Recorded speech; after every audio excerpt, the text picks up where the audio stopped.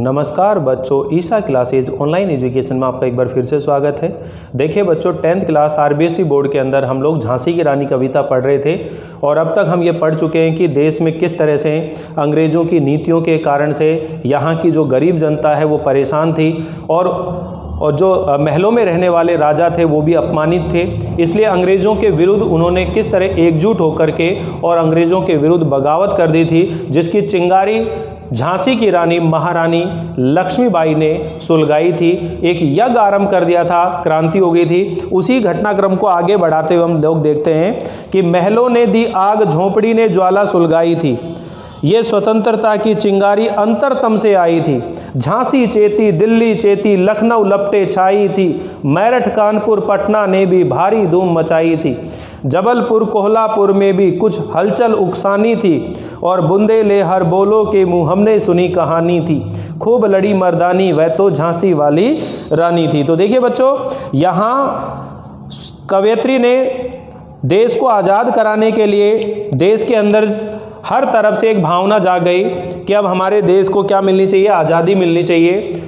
तो कहाँ कहाँ से आज़ादी की ये चिंगारियाँ उठी थी, उन्हीं जगहों का यहाँ पर नाम लिया गया है कि जो महलों ने आग दी, यानी महलों ने जो है अंग्रेज़ों के विरुद्ध संग्राम करने के लिए चेतना तो देसी राजाओं में नाना साहब आदि ने जगाई और झोंपड़ियों में रहने वाले निम्न स्तर के साधारण लोग जो थे उन्होंने भी इसमें साथ दिया था। तो देखिए, मैं एक बार नोट करूं ताकि आपको अच्छे समझ में आ जाए कि महलों ने दी आग, यानी आज़ादी की लड़ने की जो ज्वाला है वो महलों ने दी, क्योंकि धुंधुपंत, पेशवा बाजीराव जैसे जो महान योद्धा थे, झांसी की रानी थी, इन लोगों ने देश की आज़ादी के लिए एक बिगुल बजाया था। लेकिन उन लोगों का जो साथ दिया था वो झोंपड़ी अर्थात जो निर्धन लोग थे वो उन्होंने भी उनका क्या दिया था, साथ दिया था। ज्वाला सुलगाई थी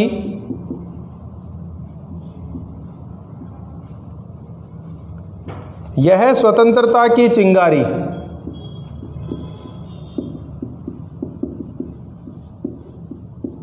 यह स्वतंत्रता की चिंगारी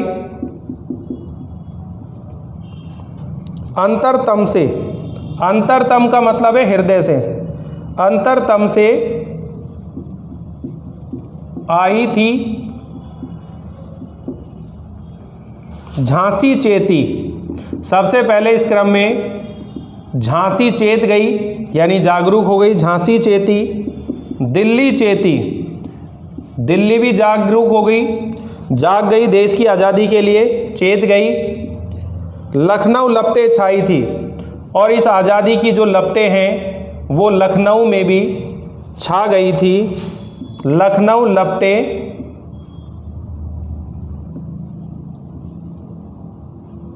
छाई थी। मेरठ कानपुर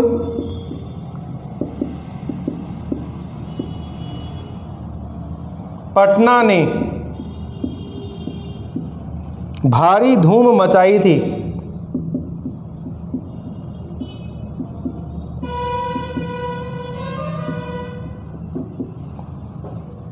जबलपुर कोल्हापुर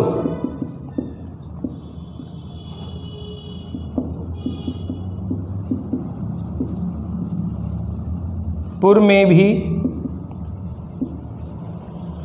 कुछ हलचल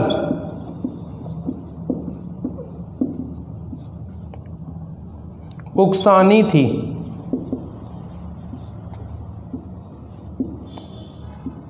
बुंदेले हर बोलो के मुंह हमने सुनी कहानी थी। तो देखिए, यहाँ ये इस घटनाक्रम का वर्णन किया जा रहा है कि देश की आज़ादी के लिए जब संघर्ष किया था तो उसके अंदर, देश के अंदर हर तरफ से देश को आज़ाद कराने की एक भावना जागरूक हो गई थी और इसी क्रम में महलों ने दी आग, इस आज़ादी की लड़ाई को लड़ने की जो आग दी थी वो महलों ने दी। इसका मतलब है कि इसकी जो शुरुआत है वो नाना साहब, धुंधुपंत और जो बाजीराव हैं उन्होंने इसकी शुरुआत करी थी। एक तरह से कवयित्री कहती है कि अंग्रेज़ों के विरुद्ध संग्राम करने की चेतना तो हमारे देसी राजाओं में जो नाना साहब हैं आदि ने जगाई थी, और झोंपड़ियों में रहने वाले, झोंपड़ी ने ज्वाला सुलगाई थी, और झोंपड़ी में रहने वालों ने भी, जो साधारण लोग हैं उन्होंने भी इसमें बहुत साथ दिया था।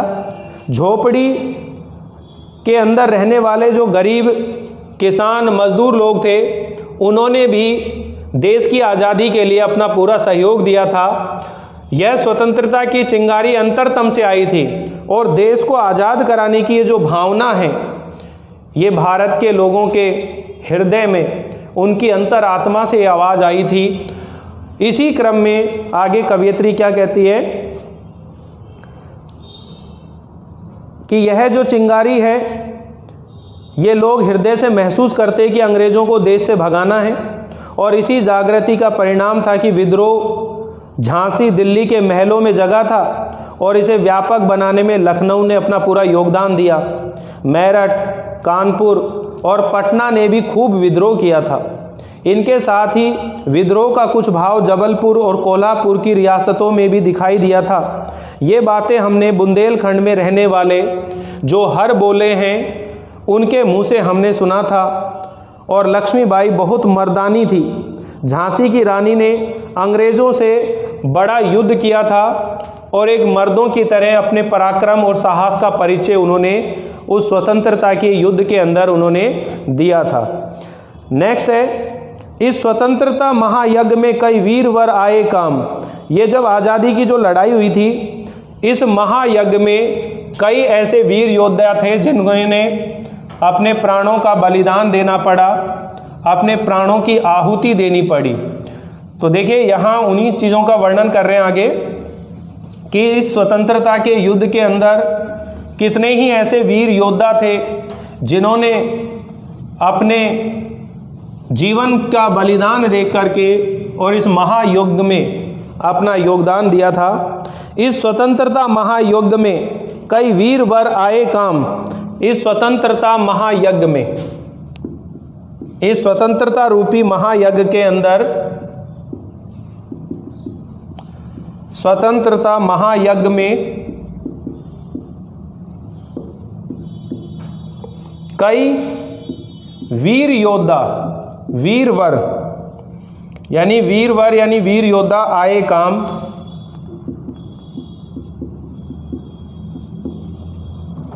नाना धुंधु पंत, तो ये देखिए उनके नाम आ रहे हैं, नाना धुंधु पंत, तात्या टोपे। यही क्वेश्चन आएगा कि सन 57 की क्रांति के अंदर बलिदान होने वाले वीर योद्धाओं के नाम बताइए, तो ये नाम बताने, नाना धुंधु पंत, तात्या टोपे, अजीमुल्ला सरनाम, चतुर अजीमुल्ला सरनाम का मतलब है प्रसिद्ध, अहमद शाह मौलवी, अहमद शाह मौलवी, ठाकुर कुंवर सिंह,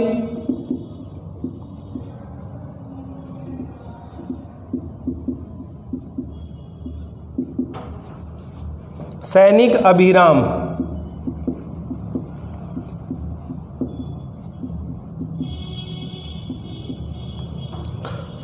अभिराम मतलब सुंदर।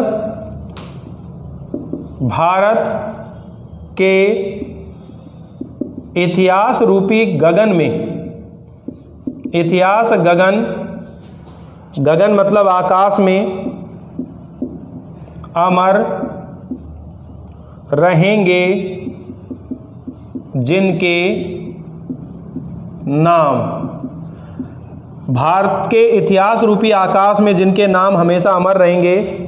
लेकिन आज जुर्म कहलाती, जुर्म मतलब अपराध, लेकिन आज जुर्म यानी अपराध कहलाती उनकी जो कुर्बानी थी।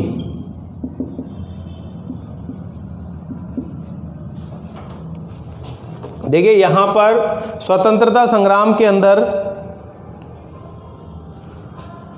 देश की आज़ादी के लिए स्वतंत्रता प्रेमियों के द्वारा जो कुर्बानी देकर देश हित में काम किया गया था, उसी के प्रति कवयित्री श्रद्धा का भाव व्यक्त करती है। और कवयित्री कहती है कि स्वतंत्रता रूपी महायज्ञ में कई ऐसे वीर वर हैं जिन्होंने अपने जीवन का बलिदान देकर अपने देश की आज़ादी के लिए अपने जीवन का बलिदान कर दिया। अंग्रेज़ों से देश को आज़ाद कराने के लिए इस संग्राम रूपी स्वतंत्रता के इस महायुद्ध के अंदर कई ऐसे वीर योद्धा हैं जो काम आए थे, अर्थात मारे गए थे। उनमें नाना धुंधु पंत, तात्या टोपे, अजीमुल्ला, अहमद शाह मौलवी, ठाकुर कुंवर सिंह जैसे स्वतंत्रता सेनानी थे। ये सभी भारत के इतिहास रूपी आकाश में हमेशा अमर बने रहेंगे। लेकिन आज ऐसा काम करना यानी सत्ता के खिलाफ बगावत करना अपराध ही कहा जाएगा, क्योंकि देश में आज अपना राज्य है, अपनी खुद की स्वतंत्रता है। देखिए, यहाँ ये समझाना चाह रही बच्चों कि इन लोगों ने अंग्रेज़ों के शासन काल में अंग्रेज़ों के विरुद्ध आवाज़ उठाई थी, तो ये तो अपने देश की आज़ादी के लिए किया था। लेकिन आज हमारे यहाँ जो सत्ता है वो हमारी खुद की है और आज हम इस आज़ाद भारत के नागरिक हैं। अगर आज कोई ऐसी बगावत करता है तो उसे अपराध माना जाता है, उनकी जो कुर्बानी थी, ठीक है ना। लेकिन आज जुर्म कहलाती उनकी जो कुर्बानी, अगर आज इस तरह से बगावत करते हैं तो उसे एक अपराध कहा जाएगा, क्योंकि आज जो देश है किसी दूसरे के अधीन नहीं है, आज ये हमारे खुद के अधीन है। इसलिए इन चीज़ों को हम जरूर ध्यान रखेंगे। प्रथम स्वतंत्रता संग्राम में बलिदान हुए देशभक्त वीर सेनानियों के प्रति यहाँ पर कवयित्री ने एक श्रद्धा का भाव व्यक्त किया है। नेक्स्ट हम पढ़ रहे हैं, इनकी गाथा छोड़ चले हम झांसी के मैदानों में। इन सभी वीर योद्धाओं के वीरता की गाथा को सुन करके अब हम झांसी के मैदानों में चलते हैं, जहां महारानी लक्ष्मीबाई का मुकाबला अंग्रेज़ अधिकारियों के साथ और अंग्रेज़ी सेना के साथ में हुआ था। अब इन महान पराक्रमी वीरों की बातों को छोड़कर हम झांसी के मैदानों में चलते हैं, जहां पर लक्ष्मीबाई ने अपने साहस और पराक्रम से और युद्ध किया था। उन्होंने इनकी गाथा छोड़ चले हम झांसी के मैदानों में, जहां खड़ी है लक्ष्मीबाई मर्द बनी मर्दानी में। लेफ्टिनेंट वाकर आ पहुंचा आगे बढ़ा जवानों में, रानी ने तलवार खींच ली हुआ धुंध आसमानों में। असमानों में यानी कि देखिए दो असमान, क्योंकि जो वॉकर थे सैन्य अधिकारी अंग्रेज़ों के, जो वॉकर सैनिक थे वो पुरुष थे और जो लक्ष्मीबाई है वो स्त्री थी। शारीरिक दृष्टि से दोनों में असमानता थी। आज झांसी के उस मैदान में उन दोनों असमान लोगों के अंदर युद्ध हुआ, यानी वॉकर में और लक्ष्मीबाई के मध्य में युद्ध हुआ। तो एक बार मैं नोट कर देता हूँ, फिर हम सुनते हैं कि यहाँ पर कवयित्री जो है झांसी की रानी के द्वारा अंग्रेज़ों का विरोध करने पर उनका जो सेनापति है वॉकर, वो सेना लेकर आ गया और झांसी के मैदान में लक्ष्मीबाई और वॉकर की सेना के मध्य में क्या हुआ है, युद्ध हुआ है। तो देखिए मैं इसे नोट कर देता हूँ। इनकी गाथा छोड़, गाथा मतलब कहानी, इनकी गाथा छोड़ चले हम झांसी के मैदानों में,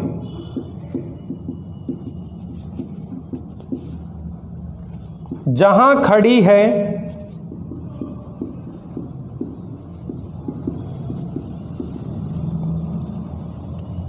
लक्ष्मीबाई, जहां पर लक्ष्मीबाई मर्द बन के मर्दानों की तरह, मर्द बनी मर्दानों में,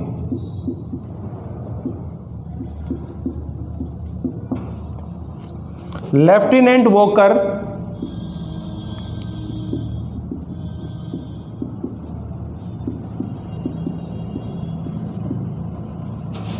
आ पहुंचा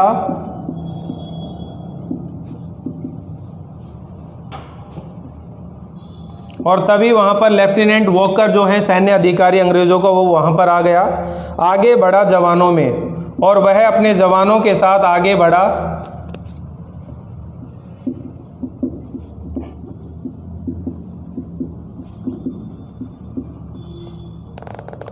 रानी ने तलवार खींच ली और रानी लक्ष्मीबाई ने अपनी तलवार खींच करके और युद्ध करने लगी।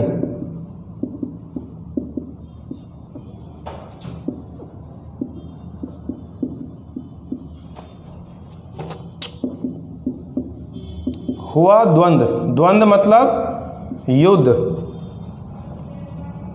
असमानों में, और असमानों का मतलब अभी समझा दिया मैंने, दोबारा भी देखेंगे। जख्मी होकर वॉकर भागा, और इस युद्ध के अंदर जो वॉकर है वो जख्मी हो गया, और वो जख्मी होकर के वॉकर उस युद्ध के मैदान से भाग गया।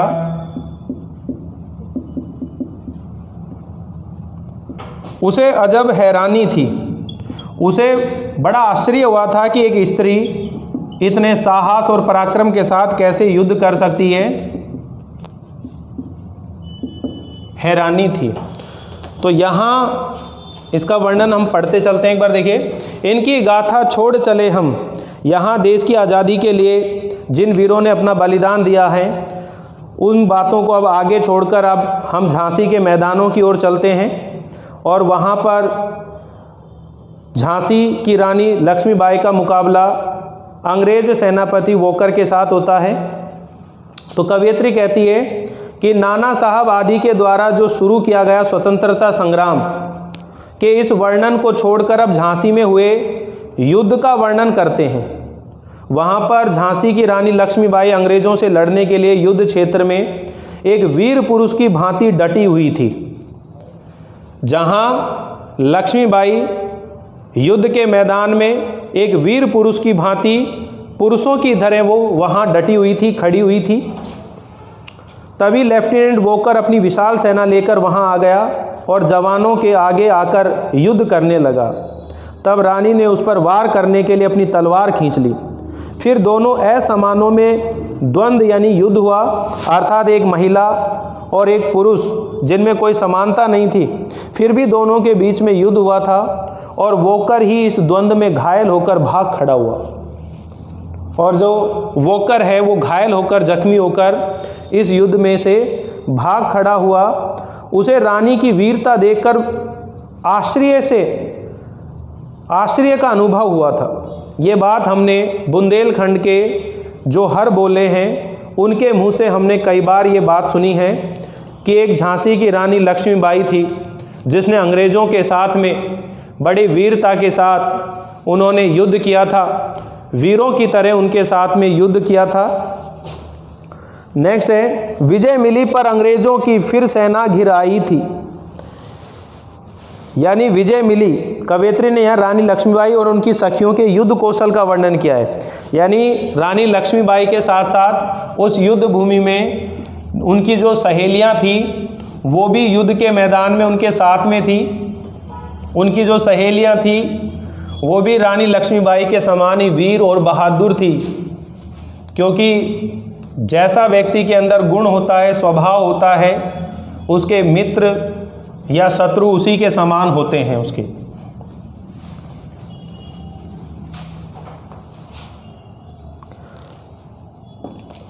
विजय मिली पर अंग्रेजों की फिर सेना घिर आई थी। जैसी आज़ादी मिली, विजय मिली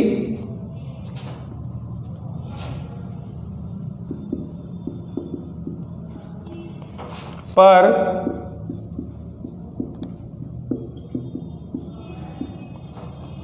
अंग्रेजों की फिर सेना घिर आई थी।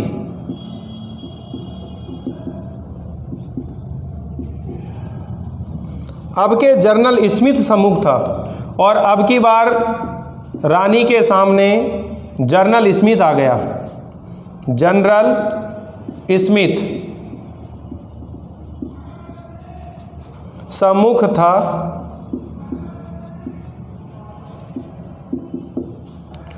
उसने मुंह की खाई थी। और जनरल स्मिथ जो है वो भी रानी लक्ष्मीबाई से हार गया, उसने भी मुंह की खाई थी। कान्हा और मंदरा, ये रानी लक्ष्मीबाई की दो सखियों के नाम हैं। कान्हा और मंदरा सखियां रानी के संग आई थी।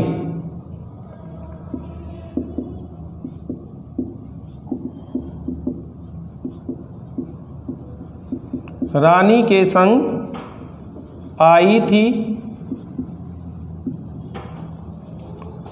युद्ध क्षेत्र में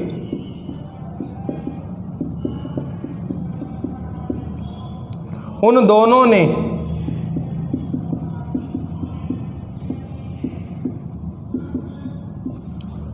भारी मार मचाई थी।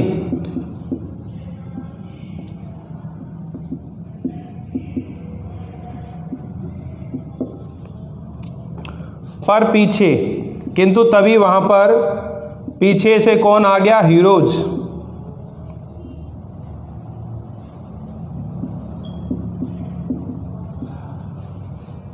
आ गया। हाय घिरी अब रानी, और रानी चारों तरफ सैनिकों से घिर गई थी। बुंदेले हर बोलों के मुंह हमने सुनी कहानी थी, खूब लड़ी मर्दानी वह तो झांसी वाली रानी थी। तो देखिए कवयित्री ने यहाँ रानी लक्ष्मीबाई और उनकी सखियों के युद्ध कौशल का वर्णन किया है कि जब जनरल जो वोकर था सेना अधिकारी, वो घायल होकर के और चला गया, तो उसके बाद में वहाँ दूसरा अधिकारी आया था स्मिथ, लेकिन उसे भी पराजय का सामना करना पड़ा। किंतु तभी वहाँ पीछे से जो हीरोज है वो वहाँ पर आ गया और रानी लक्ष्मीबाई चारों तरफ जो है सैनिकों से घिर गई थी। इसे आगे की सुनिए। कवयित्री कहती है कि ग्वालियर में लक्ष्मीबाई ने अंग्रेजों को हराया था, किंतु पीछे से अंग्रेजों की सेना ने आकर उसे घेर लिया। इस बार रानी के सामने जनरल स्मिथ लड़ने आया था, किंतु उसे भी लक्ष्मीबाई से हार माननी पड़ी। लक्ष्मीबाई के साथ उसकी कान्हा और मंदरा नामक की दो सखियां जो थी वो युद्ध कर रही थी। उन्होंने बहुत मारकाट की थी और इसी दौरान अंग्रेज अधिकारी हीरोज और सैनिक लेकर आ गया था। रानी उन सैनिकों के बीच में घिर गई थी। ये बातें हमने बुंदेल हर बोलों के मुंह से सुनी थी, और मर्दों की तरह लड़ने वाली वह झांसी की रानी उस युद्ध के मैदान में खूब लड़ी थी। तो यहाँ इस पंक्ति के अंदर केवल इतना सा वर्णन है बच्चों कि जब महारानी लक्ष्मीबाई ग्वालियर के अंदर युद्ध लड़ रही थी तो वहाँ तो उसे विजय प्राप्त हो गई थी, किंतु जनरल स्मिथ और सेना लेकर वहाँ पर आ गया और वहाँ घेर लिया, लेकिन जनरल स्मिथ को भी पराजय का सामना करना पड़ा। इस युद्ध के अंदर कान्हा और मंदरा नामक जो दो सखियां थी लक्ष्मीबाई की, उन्होंने अपने युद्ध कौशल से खूब मारकाट मचाई थी, युद्ध क्षेत्र में भारी मार मचाई थी। किंतु पीछे थोड़ी देर बाद ही जो हीरोज है वो और सैनिक लेकर आ गया और रानी लक्ष्मीबाई चारों तरफ सैनिकों से घिर गई थी। ऐसी बात हमने बुंदेलखंड के जो हर बोले हैं उनके मुंह से कई बार हमने ये बात सुनी है कि मर्दों की तरह युद्ध करने वाली जो लक्ष्मीबाई है उसने कितनी वीरता से और कुशलता के साथ उन्होंने अंग्रेजों के साथ में युद्ध किया था। नेक्स्ट है बच्चों, तो भी रानी मार काट कर चलती बनी, तो भी रानी मार काट कर चलती बनी सैन्य के पार, किंतु सामने नाला आया था वह संकट विषम अपार। यानी इतना कुछ हो जाने के बाद भी जो रानी लक्ष्मीबाई है वो मार काट करते हुए जो है आगे बढ़ती गई, लेकिन आगे कहते हैं कि एक नाला आ गया और जो रानी लक्ष्मीबाई का जो घोड़ा था वो थोड़ा नया था, इसलिए वह अड़ गया। वह उस नाले को पार करने के लिए जो छलांग है वो नहीं लगाता है, और इतनी देर में जो हीरोज है वो सैनिक लेकर के वहाँ आ जाता है और रानी लक्ष्मीबाई जब चारों तरफ से सैनिकों से घिर जाती है तो जो हीरोज है वह उसके ऊपर वार करता है और रानी लक्ष्मीबाई जो है मारी जाती है। इसी चीज़ का यहाँ पर देखिए वर्णन आ रहा है कि तो भी रानी मार काट करके, यानी हीरोज ने चारों तरफ से सेना से घेर ली उसको, तो भी रानी मार काट कर, तो भी रानी मार काट कर चलती बनी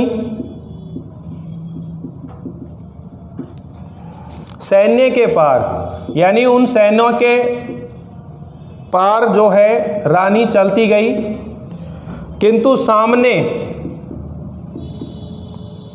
नाला आया।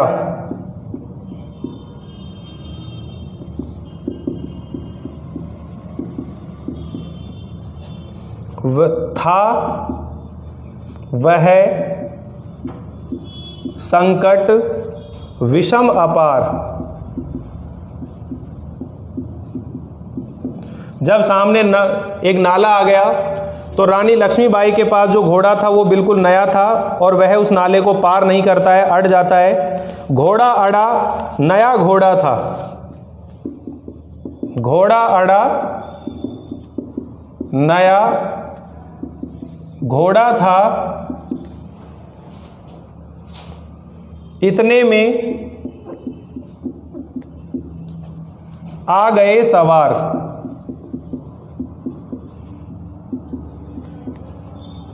रानी एक और वहां रानी अकेली थी। शत्रु बहुत तेरे, और शत्रु बहुत थे, बहुत तेरे अनेक। होने लगे वार पर वार, होने लगे वार पर वार, और रानी को अकेला देखकर उनके ऊपर अनेक वार होने लगे और घायल होकर गिरी सिंगनी, एक शेरनी लक्ष्मीबाई जो है घायल होकर गिर गई। उसे वीर गति पानी थी, उसे वीर गति पानी थी और उसे एक वीर गति जो है प्राप्त करनी थी। इस तरह यहाँ पर जो सुभद्रा कुमारी चौहान जी है ये वर्णन कर रही है कि कवयित्री ने यहाँ युद्ध में रानी के सामने जो विषम परिस्थितियाँ आई थी उन्हीं का उल्लेख कर रहे हैं और उन्हीं की वजह से वो मारी गई, वीर गति को प्राप्त हुई थी। कवयित्री कहती है कि इस प्रकार आगे पीछे से अंग्रेजी सेना के द्वारा घेर लिए जाने पर फिर भी वो रानी मारकाट मचाती हुई शत्रु सेना के पार जाने लगी, किंतु दुर्भाग्यवश आगे नाला आ गया था और उसे पार करना मुश्किल हो गया था। ये संकट ऐसा था जिस पर पार पाना अत्यधिक कठिन था। इस कारण घोड़ा नाला पार न करके अड़ गया और इसी बीच शत्रु के बहुत से सैनिक आ गए। रानी उस समय अकेली ही थी और शत्रु के सैनिक बहुत ज़्यादा थे। उन्होंने रानी पर वार करने शुरू कर दिए और लक्ष्मीबाई एक सिंगनी के समान घायल होकर गिर गई। अब वीर गति पाने के अतिरिक्त उसके सामने और कोई उपाय नहीं था। कवयित्री कहती है कि ये सब बातें हमने बुंदेलखंड में रहने वाले जो हर बोले हैं उनके मुंह से हमने ये बात कई बार सुनी है कि लक्ष्मीबाई बहुत वीर थी।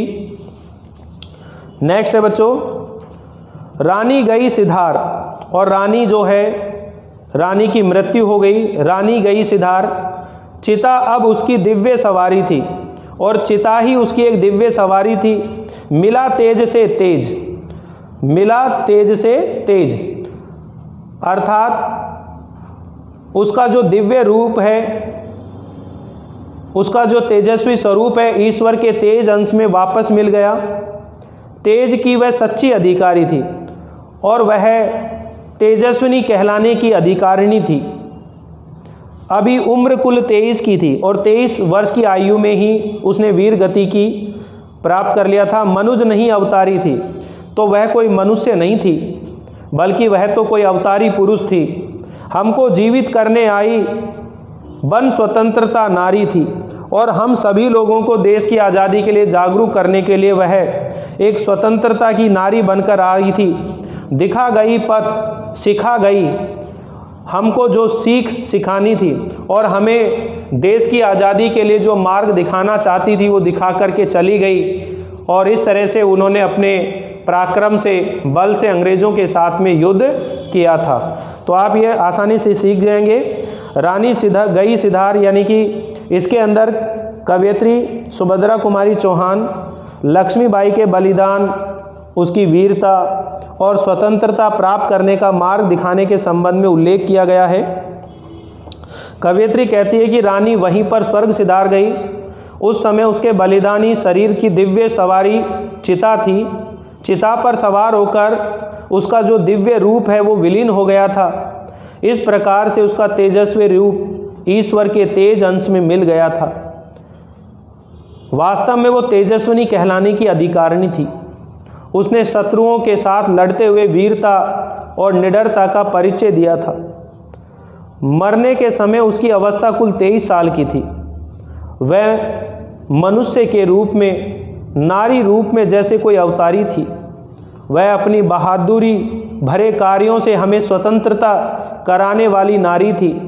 अर्थात उसने हम भारतवासियों में जागृति ला दी, हमें वीरता पूर्वक अंग्रेज़ों से लड़ने की प्रेरणा दी थी। उस समय इसी तरह की प्रेरणा की सबसे अधिक आवश्यकता थी और ये कार्य रानी ने भली प्रकार करके दिखाया और उसे आगे बढ़ाया। लास्ट पद और है बच्चों, इसको और देख लीजिए, फिर ये चैप्टर फिनिश हो जाएगा। जाओ रानी याद रखेंगे हम कृतज्ञ भारतवासी, कि हे रानी तुम जाओ, हम तुम्हारे उपकारों को हम भारतवासी हमेशा याद रखेंगे। ये तेरा बलिदान जगाएगा स्वतंत्रता अविनाशी। ये तेरा जो बलिदान है ये अविनाशी स्वतंत्रता का भाव जगाएगा। होवे चुप इतिहास लगे सच्चाई को चाहे फांसी, हो मदमाती विजय मिटा दे गोलों से चाहे झांसी। तेरा स्मारक तू ही होगी, तू खुद अमिट निशानी थी। ये बात हमने हमेशा बुंदेलखंड के रहने वाले लोगों से सुनी थी। तो यहाँ पर कवयित्री ने जो दिवंगत लक्ष्मीबाई है उसके प्रति अपनी कृतज्ञता को व्यक्त किया है। कवयित्री कह रही है कि रानी लक्ष्मीबाई इस लोक से, इस संसार से जा चुकी है, लेकिन उनके उपकार हम भारतवासी हमेशा याद रखेंगे, उसे कभी भूलेंगे नहीं। हम उनके प्रति आभारी हैं। उसने अपने प्राण देकर हम देशवासियों का उपकार किया है। ये हो सकता है कि कभी इतिहास उसे वैसा महत्व ना दे, भले ही सच्चाई को दबा दिया जाए, भले ही विजय प्राप्त करने वाले मद में चूर होकर ये सब कर बैठें, किंतु रानी के बलिदान की कथा कभी समाप्त नहीं होगी। अंग्रेज झांसी को गोलों से जड़ से समाप्त भले ही कर दे, किंतु भारतवासी रानी को याद रखेंगे। रानी के कार्य स्वयं उसके स्मारक सिद्ध होंगे, उनको भुलाया नहीं जा सकेगा। इस तरह हमने झांसी की रानी के बारे में बुंदेलखंड के लोगों से कई बार सुना है और कई बार उनकी वीरता के बारे में यहाँ बुंदेलखंड के लोगों से सुना है। तो देखिए बच्चों, चैप्टर समाप्त हो गया है। इसके क्वेश्चन आंसर आप आसानी से कर ही सकते हैं। लक्ष्मीबाई किसकी मुँह बोली बहन थी? तो आप जानते हैं नाना साहब की मुँह बोली बहन थी। लक्ष्मीबाई की सहेलियों के नाम कान्हा और मुंदरा था। बचपन में क्या खेल खेलती थी? नकली युद्ध करती थी, व्यूह रचना करती थी, शिकार करना, सेना का घेरा बनाना, दुर्ग तोड़ना, ये खेल थे। झांसी के राजा के मरने पर कौन हर्षाया था? डलहौजी हर्षाया था। देश में व्यापारी बनकर कौन आए थे? अंग्रेज आए थे। रानी और बेगमें क्यों रोती थी? क्योंकि हिंदू और मुसलमान राजा सताए जा रहे थे और रानियां और बेगमें रनिवासों में रोती थी। तो ये सभी प्रश्न जो हैं आप आसानी से कर सकते हैं। मैं आप लोगों को जो महत्वपूर्ण प्रश्न है वो कराऊंगा, तो इनका जो वर्क है वो आप कर सकते हैं, करना चाहें तो। और आप लोग इसी तरह पढ़ते रहें। मिलते हैं हम लोग अब अगले चैप्टर को लेकर के। तब तक के लिए थैंक यू, बाय बाय।